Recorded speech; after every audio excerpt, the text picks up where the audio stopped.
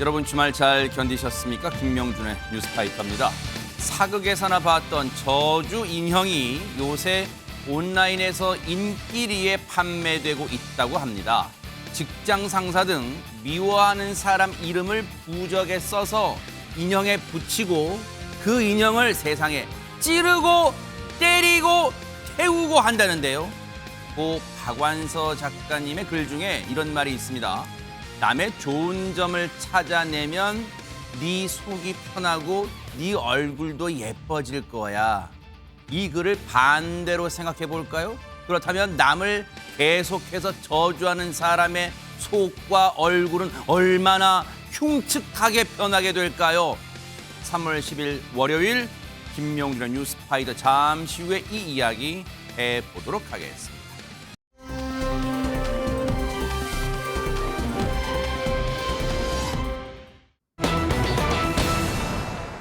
아니 제목 보세요. 이건 누가 봐도 수상한 상황이잖아요. 하재근 평론가님. 그렇습니다. 수상한 사람이 있었다는 얘기인데 저 남성이 저렇게 수상하게 숨어 있었던 이유가 있었습니다. 그게 뭐냐면 누군가를 기다리고 있었던 건데 이것이 최근에 경기도 수원에서 벌어진 사건입니다. 당시 영상이 있는데 CCTV 영상을 보시면 이제 깜깜한 새벽 시간인데 한 남성이 아파트 단지에서 걸어 나옵니다.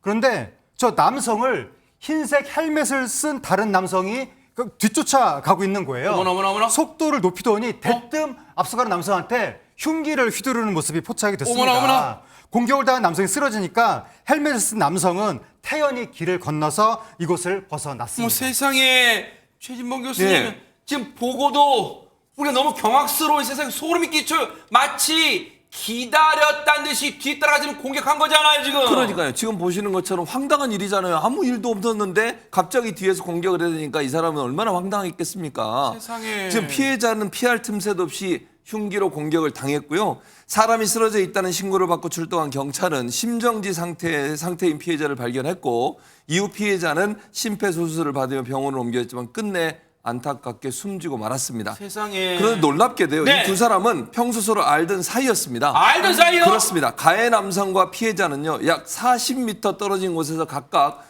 5년 그리고 10여 년간 청가물 가게를 운영한 이웃으로 파악이 됐고요. 뭐라고요? 40대 가해 남성은 새벽 3시가 넘은 시각 거리에서 지인인 60대 피해자에게 흉기를 휘둘러 살해를 한 것으로 보입니다. 어머나 세상에. 듣고도 믿기지가 않아요. 너무너무 경악스럽습니다. 이웃 간에 벌어진 비극적인 끔찍한 사건에 대해서 관련 얘기 들어보시고 이어가 보도록 하겠습니다. 늦게 들어온 사람이 이제 그 옆에다 근처에다 차렸는데 자기는 안 되고 옆에 막 기존에 있던 데가 되니까 원한이 좀 쌓였었나 봐요. 허주연 변호사님 지금 원한 이런 얘기가 나오는데 일단은 이런 이 범행 동기는 나중에 파악할 거고 빨리 저 인간을 잡아야 되는 거 아니에요? 그나마 다행히 3시간 만에 남성이 붙잡혔습니다. CCTV 영상을 경찰이 분석을 하고 또 숨진 피해자의 주변 인물 등에 대해서 탐문과 추적을 벌였는데 범행이 새벽 3시 반쯤에 일어났잖아요. 그런데 불과 3시간 만인 오전 6시 30분쯤 이 남성 범행 현장에서 약 5km 정도 떨어진 본인 주거지 인근 노상에서 배회하다가 이를 발견한 경찰에게 긴급 체포가 된 겁니다. 말씀하신 것처럼 지금 범행 동기에 대한 얘기들이 나오고 있는데 불과 40m 거리에서 5년 정도 시차를 두고 이렇게 나중에 첨가물 가게를 열면서 같은 물건을 팔면서 경쟁 관계에 있었다는 거예요. 네. 그리고 평소에 두 사람이 사이가 좋지 않았던 것으로 일단은 전해지고 있습니다. 그런데 가해 남성이 경찰 조사에서 범행 동기에 대해서 뭐라고 얘기를 했냐면 피해자가 손님들한테 내가 운영하는 가게의 물건이 좋지 않으니까 사지 말라고 험담하는 말을 듣고 화가 나서 우발적으로 범행했다. 이렇게 얘기를 했다고 하는데 이거는 근데 좀 확인이 필요한 부분이 일단 피해자는 사망한 상태잖아요. 네. 그렇기 때문에 실제로 이런 험담을 했던 것이 맞고 이 사람이 우발적으로 한 것이 맞는지 아닌지 확인이 필요합니다. 험담이 없었다고 하더라도 경쟁 관계에 있었고 평소에 갈등 관계에 있었고 그리고 범행을 좀 준비를 하거나 계획적으로 진행했을 가능성도 배제할 수 없는 것이거든요. 네. 그래서 경찰이 지금 추가적인 조사를 벌이고 있는 상황입니다. 100번 양보해서요. 피해자분이 이 몹쓸 인간, 이 가해자의 가게 물건을 놓고 손님들한테 험담을 했다고 쳐 100번 양보해서 그건 확인해 봐야겠지만 유인경 평론 그런다고 사람을 이렇게 무참히 살해해요. 이게 사람입니까 이게? 사람이에요? 그러니까 저도 정말 너무 어이가 없는데 그때 피해자는 새벽 일찍부터 이제 출근을 하던 중이어서 일상에 늘 일찍 출근하는 분이 더 안타까운데요. 유족에 따르면 그 피해자 되는 분들은 매일 새벽에 첨가물을 아마 떼오기 위해서 시장으로 출근을 하셨다고 합니다. 그래서 그날도 장사를 준비하기 위해서 이른 시간에 물건을 사러 집을 나섰다가 이렇게 변혈당한 것으로 알려져서 더욱 안타깝기만 합니다. 세상에 아니 이 얘기를 지금 유족분들 가족분들의 얘기를 지금 종합해 보면 박현 변호사님 이 몹쓸 인간이 이 가해자가 지금 피해자의 이른바 동선을 어느 정도 정확히 파악하고 있었다는 거잖아요 지금. 네, 그렇습니다. 이 사건 같은 경우에는 범행을 준비하는 과정들이 굉장히 치밀하고 꼼꼼했던 것으로 보입니다. 방금 전에 확인하셨던 그 헬멧을 쓰는 경우는요, 두 가지 경우가 있어요. 첫 번째로는 그 피해자가 자신을 알아볼까 봐 두려워하는 부분들이 있고요. 또 한 가지는 도주하기 위해서, 인적사항을 가리기 위해서 바로 오토바이를 타기 위해서 미리 준비한 것으로 보여집니다. 보시면 동선을 제대로 파악을 했다는 것이 바로 지금 뒤따라가고 있는 거고요. 그 서로 첨가물 경쟁 관계에 있었기 때문에 몇 시에 시장에 가서 물건을 떼온다는 것들을 미리 다 확인하고 있었다는 것입니다. 그렇기 때문에 본인의 주장에서는 우발적으로 발생을 했다라고 할 때에는요. 대개의 경우에는 살인사건에서는 마주본 상태에서 우발적으로 욱해서 나오는 것이 저렇게 쫓아가면서 헬멧을 미리 쓰고 찌르고 도주하는 경우들은 좀 드물지 않는가 싶습니다. 다행스럽게도 경찰에서는 어제자로 이분을 갖다가 구속을 했다라고 하고 있습니다. 이 분도 아니에요. 이 인간이요. 이 인간, 네, 이 몹쓸 맞습니다. 인간을 당연히 구속을 시켜야 되는데 지금 보세요. 박현 변호사의 말씀처럼 지금 저 인간이요. 숨어 있다가 피해자분이 거주하는 아파트 풀숲에 숨어 있었다는 거 아니에요.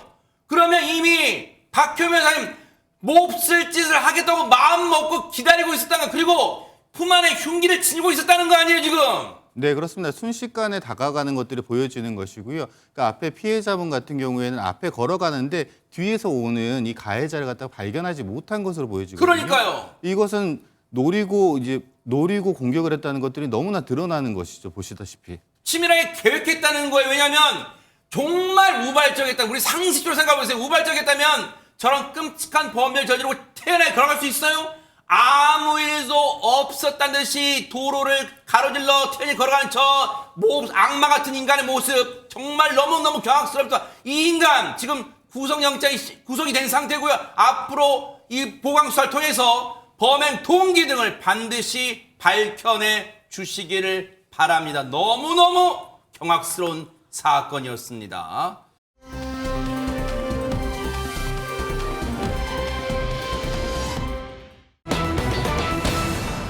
어머나 오늘따라 왜 이래. 지구대 앞에 난동 부린다. 이게 간이 배 밖으로 나온 사람 아니에요, 하정근 평론가님?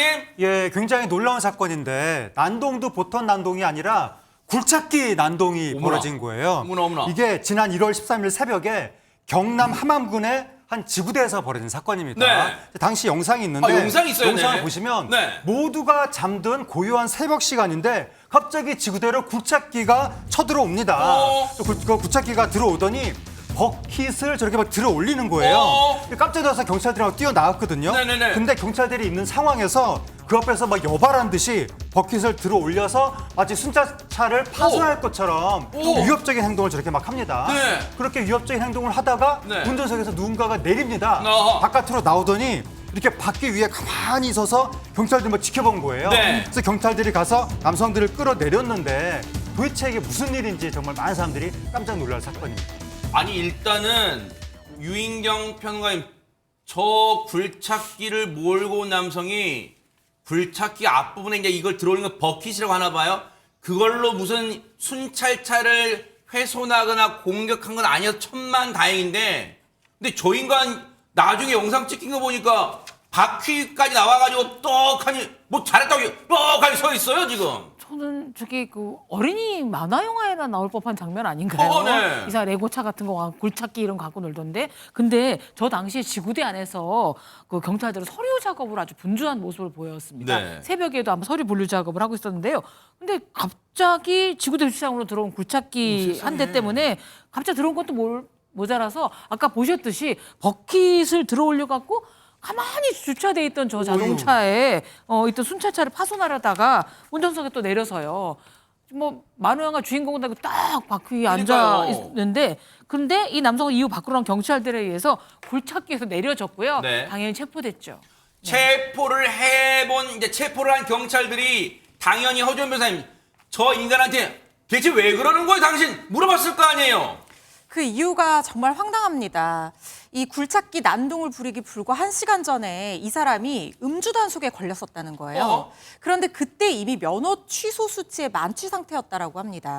그런데 여기에 앙심을 품고 단속되고 1시간 만에 또다시 자기 소유의 무려 13톤 정도 되는 굴착기를 몰고 저렇게 경찰서로 돌진해서 난동을 부린 거예요. 이 굴착기도 아마 이때도 술에 취해서 덜 깬 상태였을 것 같은데 음주 상태에서 무려 1km 정도를 도로에서 몰아서 지구대로 돌진을 한 겁니다. 네. 지구대 찾은 뒤에는 화면에서 보신 것처럼 두세 번 정도 그 앞에 이 굴착기 앞에 달린 바스킷이라고 해야 될 그 바구니 같은 거 네. 있잖아요. 그걸 막 두세 번 정도 들었다 내렸다 하면서 마치 순찰차를 부술 것처럼 위협적인 행동을 했다는 겁니다. 그러면서 나는 술 마시고 운전대를 잡긴 했지만 불과 100m밖에 운전하지 않았는데 음주 단속되니까 너무 억울하다라고 하면서 고함까지 질렀다고 합니다. 아니, 방귀 낀 놈이 성낸다는 이 속담이 딱 들어맞는 격에 혹시요, 박현 변호사님, 우리 법에 술을 마시고 100m 정도 운전은 음주운전이 아니다, 혹시 뭐 그렇게 적혀 있어요? 아, 절대 그런 일이 없죠. 음주한 상태에서 단 1cm만이라도 주행을 했다 그러면 그 음주운전이 될 수밖에 없는 겁니다. 어허. 지금 방금 전에 나오신 그 사람 같은 경우에는 사실은 이게 보복을 위해 가지고 지금 달려간 거 아니겠습니까? 어허. 그렇게 되면 단순한 공무집행 방해죄라고 하더라도 충분한 양형을 가중해서 처벌받을 가능성이 매우 높고요. 억울할 건 하나도 없습니다. 왜냐하면 이 당시에 만약에 경찰관분들이 신속하게 나오셔서 대처를 하지 않았다 그러면 저기는 경찰차를 파손을 하거나 자칫 잘못해서 경찰관분을 갖다가 상해를 입혔다 그러면 더 엄한 처벌이 예상되기 때문에 오히려 감사하다라고 생각하시는 것들이 맞다라고 생각이 됩니다. 지금 저 인간은 앞서 허준 변호사님이 설명하셨지만요, 면허 취소 수준의 음주운전으로 적발이 됐어요. 그렇다면 0.08% 이상이라 만만치라는 거 아니고, 그러면 면허 취소 수치의 음주운전 적발된 이후에 1시간밖에 안 전에서 저 난동 부렸으면 앞서 허준 변호사님 설명처럼 허준 변호사님 저 때도 그러면 음주 상태로 저걸 몰았을 거 아니에요, 굴착기를. 그러면 죄가 가중되죠. 당연히 그럴 수밖에 없습니다. 그리고 저 사람이 운전면허만 취소가 되는 게 아니고요. 건설기계 종사자잖아요. 그렇다고 하면 건설기계 종사자 면허가 따로 있습니다.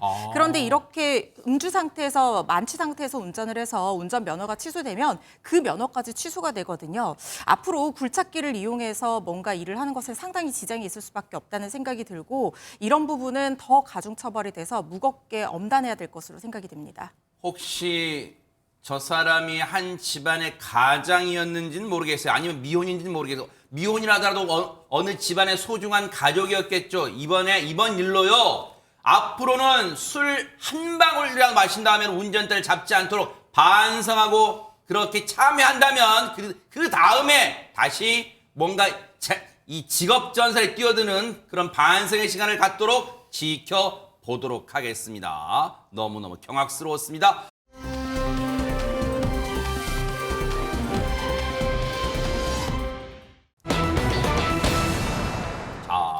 분야 바꿔볼게요. 노현정 부부 하면 하재근 평론가, 우리가 익히 알고 있는 그 옛날 아나운서 출신 노현정 씨를 얘기하는 걸까요? 누굽니까? 그렇죠. 노현정 아나운서가 이제 현대가의 정대선 전 사장하고 결혼을 했죠. 그래서 우리 이른바 많은 사람들이 현대가 며느리 뭐 이런 식으로 그렇죠, 불렀는데 이 정대선 노현정 부부의 집이 최근에 강제 경매로 나왔다는 거예요. 네. 근데 그 집이라는 게 여유로 가지고 있던 집이 아니라 두 사람이 현재 살고 있는 집이 경매로 나왔다고 해서 지금 화제가 됐는데 서울 성북동의 고급 빌라라고 하고 이게 228제곱미터 69평 규모의 감정가가 26억 9천만 원 정도라고 합니다. 근데 이 집만이 아니라 정대선 전 사장이 성북동 인근에 땅도 가지고 있는데 이 땅은 그 할아버지인 정주영 회장으로부터 상속받은 땅이라고 합니다. 이 땅이 604제곱미터 183평 규모, 감정가가 한 66억 9천만 원 정도 된다고 하는데 집과 더불어서 땅까지 강제 경매로 나왔다는 겁니다. 강제 경매예요. 근데 박효연 변호사님, 시청자분들도 그런 생각하실 거예요. 보통 우리가 살던 집이나 아니면 보유하고 있던 땅을 팔 때는 경매라는 굳이 표현 말고 뭐 매매, 네. 뭐 거래 그런 표현을 쓰잖아요. 근데 왜 강제 경매라는 단어가 왜 등장한 거예요? 네, 강제 경매라는 절차가 나오는 것은요. 본인이 임의적으로 처분하는 절차들, 매매라는 절차들을 하질 않고요. 법률에 의해 가지고 판결이라든지 공정증서라든지 집행 권한을 가지고 억지로 강제로 본인의 의사와는 다르게 집행 절차에 돌입했다는 뜻이 됩니다. 그렇기 때문에 본인이 살고 있는 집은 최후의 보루라고 할 수가 있는데 네. 지금 노현정 씨의 남편인 정대선 전 회장의 소유로 되어 있는 이 자택과 땅 자체가 강제 경매 절차로 이루어졌다는 건 참 안타까운 소식입니다. 정대선 전 HINC 사장의 집과 그리고 옆에 보유하고 있던 땅도 지금 강제 경매에 넘어갔다는 거예요. 그런데 보세요. 지금 최진봉 교수님, 예. 현대가 3세인 정대선 씨 하면은 예. 이제 앞서도 말씀해 주셨지만 이 노현정 씨가 하도 원래 유명하다 보니까 노현정 씨의 그 남편분으로 해서 더 세간에 알려졌었던 분인데 그렇죠. 그러면서 노현정 씨가 앞서 말씀드린 것처럼 현대가 며느리 그런데 보세요. 어떤 시청자분 생각할 때는 현대가 며느리면 집에 잘 살 텐데 아니 법원이 강제 경매한다? 아니, 돈이 없는 거야? 막 이런 생각 하실 거예요, 시청자분들은. 당연히 그렇게 생각할 수밖에 없죠. 네. 현대가인데 집을 경매가 들어가? 이건 좀 이해가 안 되잖아요. 네. 근데 실제 이 정대선 사장이 전 사장인데요. 최대 주주로 있는 중견 건설 업체가 있었어요. 지금 아까 얘기했던 그 회사인데 그 회사가 2023년 회생을 신청해서 기업 회생 절차에 들어갔어요. 그러니까 기업 회생 절차에 들어갔단 말은 상당히 경제적 압박을 받고 있는 것이고 회사가 이제 본인들이 직접 스스로 일어날 수 없으니까 정부나 다른 데서 강제적으로 뭔가를 팔아서 돈을 마련해야 되는 상황이 될 수 있는 거잖아요. 그러니까 기업 회생 절차에 들어갔는데 아마도 뭐 확인된 건 없지만 지금으로서는 이번에 경매로 들어간 이 집이 이와 관련된 채무 때문에 경매가 들어간 게 아닌가라는 생각이 든다는 거예요. 그렇게 좀 비춰지고 있는 것이고 해당 건설사가 부동산 경기 악화 또 고금리 여파로 인해서 결국 기업 회생 절차에 들어갔고 HNINC라고 하는 회사 때문에 결국 집이 담보로 잡혀 있든지 뭐 이런 여러 가지가 있겠죠. 우리가 좀 그건 알 수 없습니다. 그러나 가압류가 들어갔다는 것은 이 회사에 대한 기업 회생 절차에 사장이 갖고 있었던 개인적인 부동산도 일정 부분 처리를 해야 되는 상황이 되지 않았을까라는 추측이 가능한 부분입니다. 지금 저게 법원에 의해서 강제 경매에 들어갔는데 지금 강제 경매 됐는데 유찰됐대요. 그러니까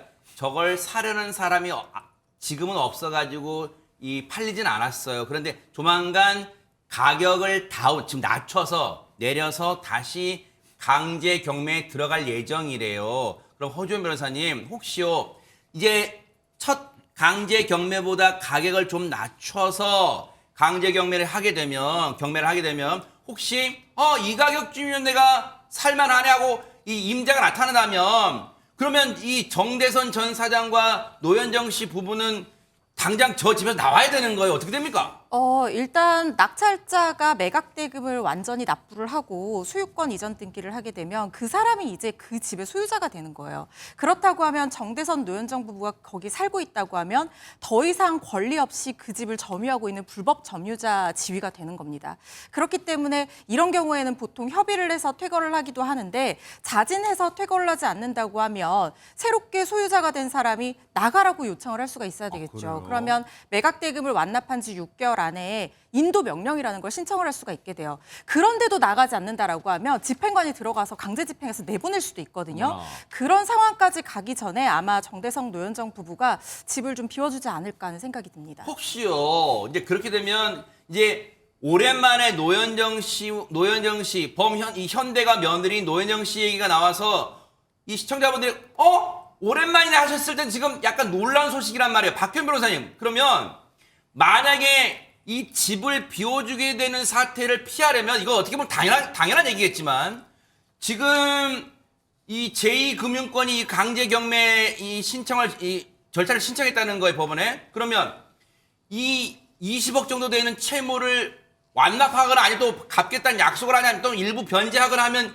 이 경매 절차가 취소되거나 지연될 수 있고 그런 건가요? 어떻습니까? 예, 법원의 절차가 지금 현재 어디까지 진행됐는지는 확인할 길이 없습니다. 그런데 강제 경매 절차가 이미 진행되고 있다 그러면 그 원본 자체를 전부 다 납부하지 않는 이상 원칙적으로는 경매 절차가 원활하게 진행이 될 겁니다. 그러니까 완납을 해야 한다는 완납하지 거야. 않으면 근데 거기 완납까지 힘든 게 뭐냐면 지금까지 경매 절차를 하면서 아마 경매 관련된 비용들이 발생을 할 거고요. 네. 그리고 이자 같은 것도 이미 더 상당히 밀려 있는 상황이 될 거예요. 그러면 그냥 처음에 변제를 일부러 하고 채권자가 직접 분할 약정이라든지 이런 조정 절차를 통해 가지고 시간을 지연할 수가 있는데 법원에서 이미 강제 경매 절차가 진행이 됐다 그러면 반대편에 있는 낙찰을 기다리고 있는 사람들이 분명히 있을 거란 그러겠네요. 말이에요. 그럼 그분들 같은 경우에는 돈이 더 떨어지기를 감정가보다 낮은 금액으로 낙찰이 되기를 기다리는 분들이 상당히 있어 버려서 오히려 그분들 같은 경우에는 한 10%의 예납금만 집어넣고 낙찰을 우선 받아버리는 경우가 더 크죠. 예. 그런 다음에 혹시라도 노현정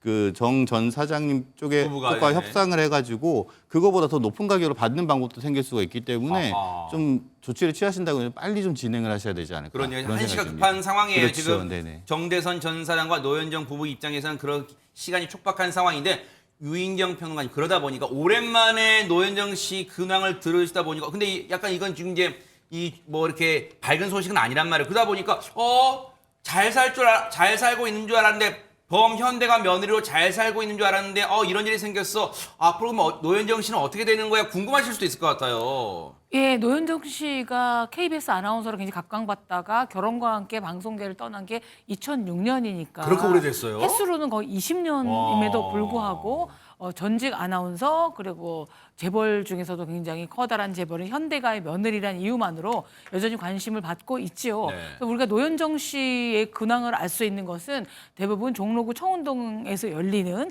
범현대가의 뭐 정주영 회장 길 때 바로 저런 모습이에요. 네, 그때 맞아요. 꼭 한복을 차려입고 가고 네. 노현정 씨가 어떤 옷을 입었다, 어떤 가방을 들었다 등등 하고 있는데 네. 정대선 씨 같은 경우에는 이제 재벌 3세라고는 하지만 정주영 회장 일가가 워낙 많아요. 그렇겠죠. 자손이 엄청 많아서 그러겠죠, 네. 재벌 가루하면 뭐 거의 손자손녀 100명이 넘는 네. 거라 경매 하나 나오는 건 사실 우리들한테는 와 충격이지만 사실 경매에 엄청난 물건이 나오잖아요. 그리고 늘 강조드리는 얘기지만 재벌가와 연예인에 대해서 우리가 직걱정을 안 해도 되는 게 시어머니도 본태박물관이라고 하는 굉장히 커다란 박물관을 운영하고 계시고 네. 형제들도 있기 때문에요. 그러나 어쨌든 재벌들도 경매에 넘어가는구나라는 것만도 충분히 충격적인 뉴스인 건 분명합니다. 글쎄요, 뭐 우리와 일반 서민과 재벌가가 뭐 딴 세상에 사는 건지는 모르겠지만 어쨌든 이런 소식 들어왔기 때문에 앞으로 어떻게 될지는 차분하게 따라붙어 보도록 하겠습니다.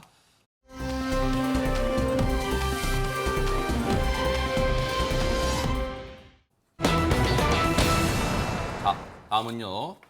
사건 속 오늘입니다. 정말 충격적인 일이 17년 전에 있었습니다. 허주연 변호사님. 네, 17년 전 오늘 무슨 일이 있었는지 아시기 전에 더 거슬러 올라가서 이 사건부터 설명을 드려야 될 것 같습니다. 지난 2008년 2월에요. 네. 서울 은평구에서 참치집을 운영하던 이 40대 여성이 실종되는 일이 벌어졌습니다. 40대 여성이 며칠 여행을 다녀오겠다 이런 말을 남기고 사라졌는데 문제는 여성만 사라진 게 아니라 이 세 딸까지 같이 행방이 묘연해져 버린 상태였다는 거예요. 같은 날 모두가 연락이 두절이 된 겁니다.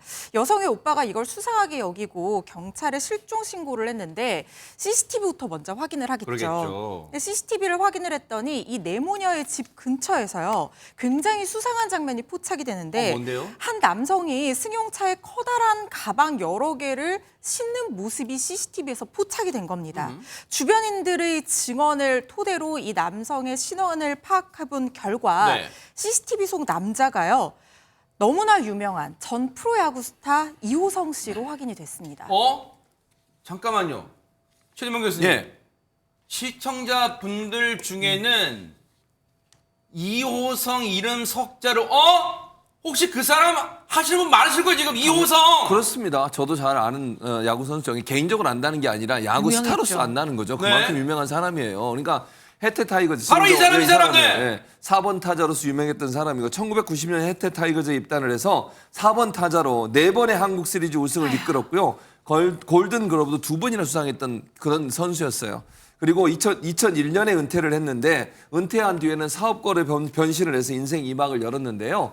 고향이 광주거든요. 그래서 광주에 예식장을 차렸고 연매출 70억 원에서 80억 원 정도를 올리는 그런 사업을 운영해 왔었습니다. 자, 주변인들의 증언과 그리고 앞서 참치집을 운영하는 40대 여성, 여행 좀 갔다 올게. 같은 날 이 40대 여성의 세 딸들도 같은 날 연락이 두절돼서 그 오빠가 수상해 여기고 경찰에 신고를 하고 CCTV를 확인해봤더니 돌려봤더니 이호성이라는 사람이 가방에 이 차에다가 가방 여러 개를 싣는 장면이 포착돼서 물론 이 CCTV에 이런 장면이 포착됐다고 해서 뭔가 범죄와 연루됐다고 단정할 수는 없잖아요. 근데 17년 전 오늘 이런 경찰의 발표가 있었으면 얘기 들어보시고 이어가 보도록 하겠습니다. 15시 8분경에 한남대교와 반포대교 중간 지점에서 이호성이 익사체로 있는 것이 발견되어서 신원 확인에 착수했습니다. 이호성은 현재 검은색 콤비 상의와 하의 검정색 바지, 양말과 구두를 신고 있었고 공중전화 카드 3개 위에 별다른 소지품은 갖고 있지 않았습니다. 지문을 대조해서 신원을 확인하였고 특별한 의상은 없습니다. 지문으로 확인했기 때문에 이호성이가 맞는 것이 확실하나 가족을 입장시켜가지고 최종적으로 한 번 더 신원을 맞춰보도록 하겠습니다. 유서는 발견되지 않았다는 말씀? 없습니다. 자, 여러분도 들으셨죠? 그 40대 여성과 세 모녀가 거주하는 아파트 인근에서 찍힌 CCTV에 잡혀있던 이호성이라는 사람이 사망한 채 지금 당시에 경찰 발표대로 사망한 채 발견됐어요. 그렇다면 하재근 평론가님, 사망한 이호성 씨와 그리고 그 40대 여성과 세 모녀와는 어떤 관련이 있습니까? 실종된 40대 여성하고 이호성이 연인 관계였다는 겁니다.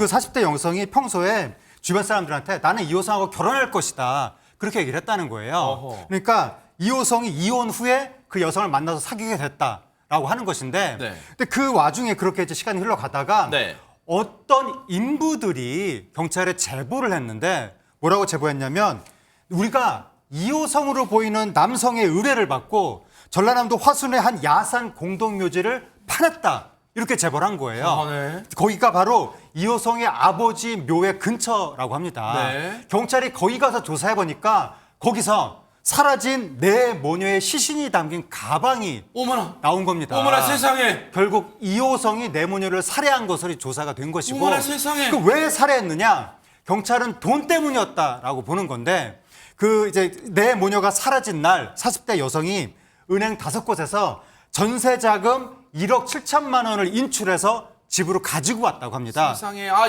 저게 CCTV 모습인가 봐요. 그 여성의 피해자 여성의 세상에. 예, 돈을 인출하는 모습인데 네. 저렇게 인출했지만 저 여성의 집에는 저 돈이 없었다는 거예요. 근데 여성이 사라지고 나서 이호성이 네. 바로 다음 날에 자기 형 통장에 5천만 원을 입금했고 그 다음 달에는 또 다른 이호성의 동거녀가 있었다고 합니다. 그 동거녀한테 세상에. 4천만 원을 또 보냈다는 거예요. 어머나. 이것들이 다 피해자한테 훔친 돈의 일부다라고 경찰은 파악했습니다. 아니 박혜원 변호사님, 당시 이호성이라는 사람은 프로야구에 은퇴한 다음에 웨딩 사업 등으로 잘 나가는 사업가였다는데 1억 7천만 원 훔치려고 사람을 죽여요? 이게 말 돼요 이게? 네, 정말 말이 안 되고 정말 너무나 화가 나는 내용인 것 같습니다. 그런데 어찌됐든지 간에 그 전에 그 이호성 씨에 대해서는 슈퍼스타 잘 나가는 사업가라는 포장지, 멋진 포장지가 있었지만 그 실체를 들여다보면 스크린 경마장을 운영하다가 약 100억대의 부도를 내고요. 사채들을 끌었으면서 비정상적으로 이자에 이자가 붙는 구조가 되었을 것 같습니다. 세상에. 그 당시만 하더라도 법정 이율 자체가요. 연 66%였어요. 그런데 사채, 불법 사채였다 그러면 이거보다 훨씬 높은 이율의 그런 고리의 경제적인 부담들이 컸지 않았을까 싶습니다. 당시 결국에는 총 270억 원의 부채에 시달렸고 잘 나갔다라고 보여졌던 그 웨딩홀 사업도 매각하면서 하락세에 접어들었습니다. 아니 근데 이 말씀을 듣고도 허지원 변호사님 이해가 안 되는 부분이 많아요. 빚이 270억이나 있으면 당시에도 무슨 개인 파산제도 같은 게 없었던 건 아닐 거 아니에요. 그러면 정말 선처를 바라고 열심히 살아야지 빚이 270이 있다고 1억 7천 그 피해 여성의 1억 7천 전세 자금 훔치려고 사람을 4씩이나 죽인 게 이게 악마 같은 게 이게 말이 돼요 이게 진짜? 그렇습니다. 이게 이호성이 사망을 했기 때문에 아직까지도 이 사실관계가 실체적 진실이 명확하게 밝혀지지 않은 부분이 많은 사건입니다. 특히 말씀하신 것처럼 270억 빚이 있는 사람이 고작 1억 7천만 원을 노리고 무려 사람을 4명이나 살해했다라고 하는 것은 범행 동기에 뭔가 의문점이 남을 수밖에 없는 네. 부분이거든요. 그리고 딸까지 살인을 했잖아요. 만약에 돈만 목적이었다라고 하면 이 40대 여성 피해자만 범행 대상으로 삼았어도 충분히 돈을 뺏을 수 있었을 텐데 이 세 딸까지 살해를 했다는 것은 뭔가 두 사람 사이에 밝혀지지 않은 진실이 더 있는 게 아닌가 저는 이런 생각이 들거든요. 예를 들어서 이런 270억의 어마어마한 빚에 쪼들리면서 굉장히 예민해진 상황에서 뭔가 이호성의 범행 욕구를 자극하는 그런 사건이 두 사람 사이에서 벌어졌을 가능성도 있고 그래서 원한을 품고 이렇게 내 모녀를 살인한 것이 아닌가 이런 생각이 들기도 합니다. 경찰도 밝혀지지 않은 살해 및 절도의 동기가 더 있을 것이다 이렇게 추정을 했었는데요. 근데 또 한 가지 이 사건에서 해결되지 않은 의문점이 있습니다. 뭘까요? 그게 뭐냐면 이호성이 사람을 더 죽였을 수도 있다. 이런 가능성이 나왔다는 거예요. 왜 어떤 근거로요? 왜냐하면 3년 전에 이호성 근처에서 의문의 죽음을 당한 사람이 또 있었다는 거예요. 뭐라? 그 사람이 누구냐면 30대 남성 동업자였는데 네. 2005년 8월경에 광주의 한 호텔에서 이호성과 만난 뒤에 행방이 묘연해져 버렸습니다.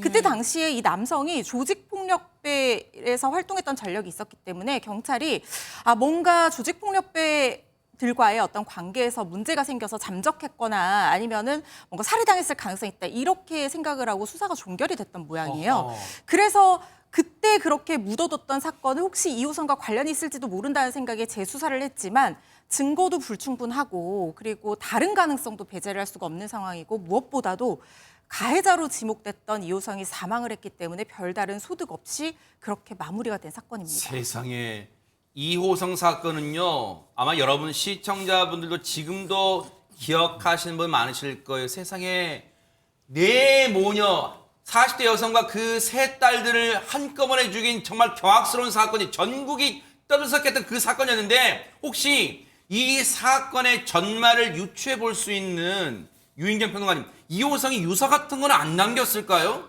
저는 남겼는데 그 전에 제가 이 사건을 취재를 했었거든요. 예. 근데 그때 이미 뭐 사망한 분들이니까 그건 알고 동료 야구 선배들을 취재를 한 결과 왜 스타 플레이어가 이런 일이 일어났냐 했더니 그분들 말씀 한국 스포츠 현실상 이렇게 스타 플레이어가 되기 위해서는 초등학교 때부터 운동만 하기 때문에 그 어떤 사회성이라든지 뭐 이런 것도 못하고 영광에 있기 때문에 선수하고 박수 쳐주면 정말 사기를 많이 당한답니다. 이호선 씨가 잘 될 때도 고향에 내려와서 해를 하고 자기 돈으로 시작한 게 아니었기 때문에 어떻게 보면 그냥 이름만 빌려준 사장으로 하고 있다가 수백억의 채무를 지게 되고 갚을 줄 모르게 되고 연이어 되다 보니까 아마 굉장히 혼란스러워하고 속에 있었던 어떤 이성이 사라진 행위를 할 것 같은데 그래서 더욱 안타까웠던 거죠. 되게 순한 분이었다고 얘기를 하는데 근데 형님한테 유서를 남긴 것이 이제 알려졌는데요. 이호성이 본인의 형한테 남겼다고 유서를 내.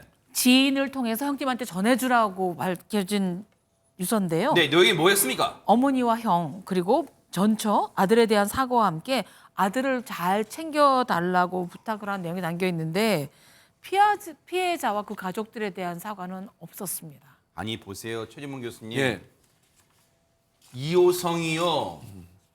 이런 끔찍한 범죄를 저지르고 보세요. 유서라는 내용이 보면 어머니와 형, 전처, 아들에 대한 사과와 함께 아들을 잘 챙겨달라는 내용이 담겼다. 자기 가족은 끔찍하게 아끼고 사랑했으면서 남의 가족, 남의 가정은 한순간에 풍비박산네요. 죽어서도 용서 못 받을 거예요, 진짜. 당연히 그렇죠. 아들을 잘 챙겨달라니요. 그럼 지금 본인이 살해한 그 어린 아이들은 무슨 죄가 있습니까, 대체? 뭔 죄가 있어서 어린 아이들을 살해를 하는 거예요, 대체? 아니, 그리고 그 여성분도 마찬가지, 피해자 여성분은 무슨 죄가 있는 겁니까, 대체? 아무런 죄가 없는 사람을 저렇게 살해해놓고 그 사람들에서 아무런 미안한 감정이 없다는 겁니까, 대체? 어떻게 이런 유서를 남길 수 있어요? 그 유서 내용 뭐 어머니와 형, 전처까지 미안하대. 그런데 왜 자기가 죽인 그 살해한 그 사람들에 대해서 미안한 마음이 없는 거예요. 그 유가족들은 피눈물을 흘릴 거 아닙니까? 그러니까요. 그 사람들은 한마디 미안하다는 말도 없이 어머니 전처까지 따져가면서 전처까지한테 미안하다는 말을 할 수 있다는 거. 세상에. 이게 아무리 이게 사람으로서 할 짓입니까 대체? 그러니까요, 네. 미안하다고 하면 실제로 본인 때문에 아까운 생명을 잃은 그 사람들에게 미안해요. 유족들 통곡하냐 통곡. 진짜. 당연히 그렇죠. 네. 천청명력 같은 일을 당했는데 그 사람한테는 아무런 사과도 없이 자기 전처까지 따져가면서 자기 아들에게는 미안하다는 말을 한다? 이게 어떻게 사람의 탈을 쓰고 할 수 있는 그러니까요. 행동입니까 대체? 너무나도 충격적이었고 너무나도 지금도 경악스러운 사건 속 오늘이었습니다.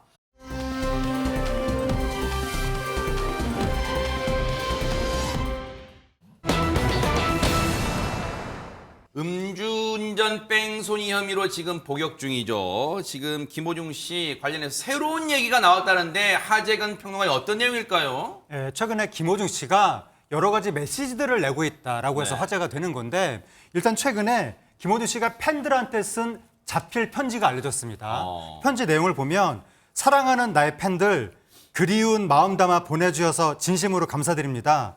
저는 현재 지난날의 저를 성찰하고 있습니다. 세상은 모든 걸 잃었다고 제게 말합니다. 하지만 저는 얻은 것이 더 많다고 당당하게 말하고 싶습니다. 서로가 있었음을, 식구가 있다는 것을, 사랑하는 나의 식구들 미치도록 보고 싶고 그립습니다. 다시 왔다고 서로 인사하는 그날까지 건강하시고 기다려주시길 바랍니다. 라고 하면서 25년 2월 12일 김호중 드림 이렇게 썼는데 네. 이 2월 12일이 지난달 김호중 씨의 항소심 첫 번째 공판이 열렸던 날짜이기도 합니다. 어찌 보면 이 편지가 이제 한 달 정도, 한 뒤늦게 이제 알려진 거예요. 이 편지를 자필 편지로 썼다는 거예요. 이제 내용이 알려졌는데 최재명 교수님, 예. 글쎄요, 이제 이것도 우리가 뭐 말꼬리 잡자는 건 아니에요. 자필 편지니까 어느 정도는 진심이 담겨 있다고 봐야겠죠. 그런데 해석을 좀 해볼게요. 보세요. 세상은 자신을 향해서 그런가 봐요. 뭐 그렇게 뭐 뉴스나 그런 걸 통해서 그런 거겠죠. 아유, 김호중 잘 나가던 김호중 이제 이 일로 모든 걸 잃었어 라고 제게 말합니다. 하지만 저는 얻은 것이 더 많다고 당당하게 말하고 싶습니다. 뭘 얻었단 말일까요? 최재문 교수님이 해석 좀 해주세요. 제가 볼 때는 이제 팬들의 그 뭐랄까 단단한 응집력, 본인을 아직도 지지하고 있는 그런 모습 이걸 얘기하는 것 같아요. 그러니까 이게 사실은 이제 팬들한테 보낸 편지이기 때문에 뭐 그런 점을 일정 부분 좀 감안한다고 하면 이렇게 쓸 수는 있다고 봅니다. 네. 그러나 이게 지금 모든 걸 잃은 것이 아니고 뭔가 얻었다고 하는 것은 본인에 대한 반성이나 본인이 한 행동에 대해서 뭔가 깊이 참여하고 있다고 느껴지지 않아서 좀 안타깝습니다. 팬들한테도 저는 사과한다고 생각합니다. 팬들이 얼마나 믿고 의지해주고 끝까지 지금 버텨주고 있습니까? 네. 그런데 김호중 씨가 저런 행동을 해서 팬들이 얼마나 많은 상처를 받았겠어요. 뭐 남아있는 분들도 상처가 없다고 얘기할 수는 없다고 보거든요. 저는 저런 행동 때문에 사회적으로 큰 비난도 받았고 사회적 무리를 일으킨 거 분명하잖아요. 네. 그 사람의 팬으로 산다는 것이 그분들한테도 얼마나 큰 뭐 좀 굴레일 수도 있다고 저는 봅니다. 좋아하지만. 네. 근데 그 사람들을 향해 서로가 있음을, 식구가 있다는 것을, 사랑하는 나의 식구들 미치도록 보고 싶고 그립습니다. 이렇게 써놨어요.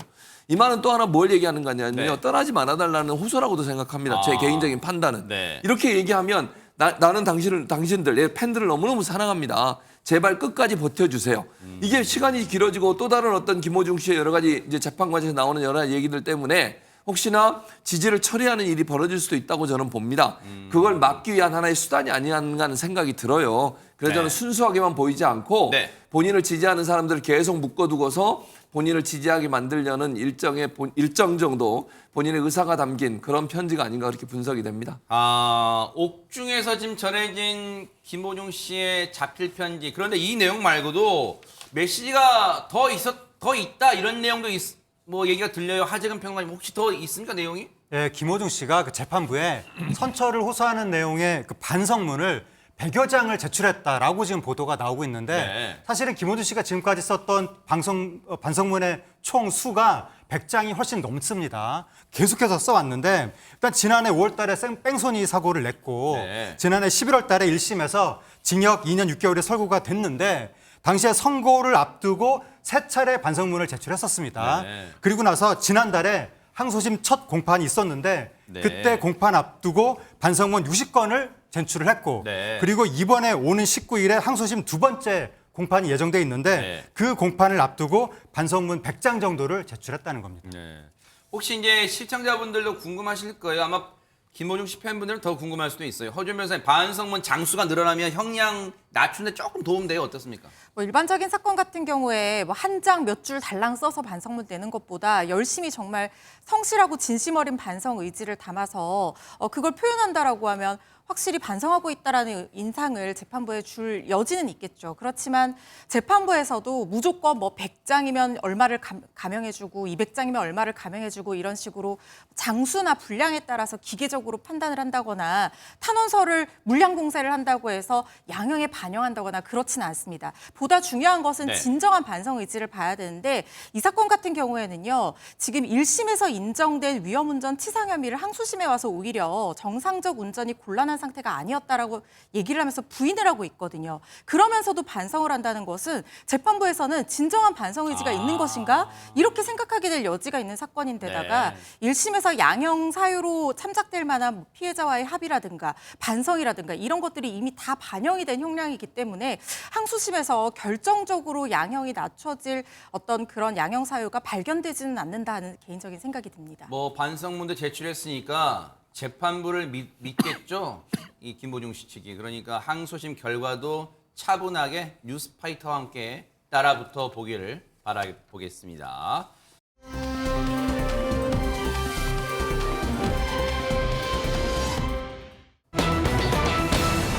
어머, 제목 보세요. 저주인형. 아니 옛날 정말 우리 60년대, 70년대 그런 공포 영화에서 나오는 그런 소재잖아요, 허준 변호사님. 제가 저주인형을 본 기억은 사극에서 그 중궁전 처소에 막 호동들이 막 묻어놓고 네. 그러다가 발견돼가지고 막 사약을 내려라 막 그래, 이런 장면에서 맞아요. 봤는데 지금 온라인에서 이게 뜨겁다고 합니다. 어머나? 온라인 쇼핑몰에서 한 인형을 판매를 한다고 하는데요. 그 인형 설명글들을 보시면요. 네.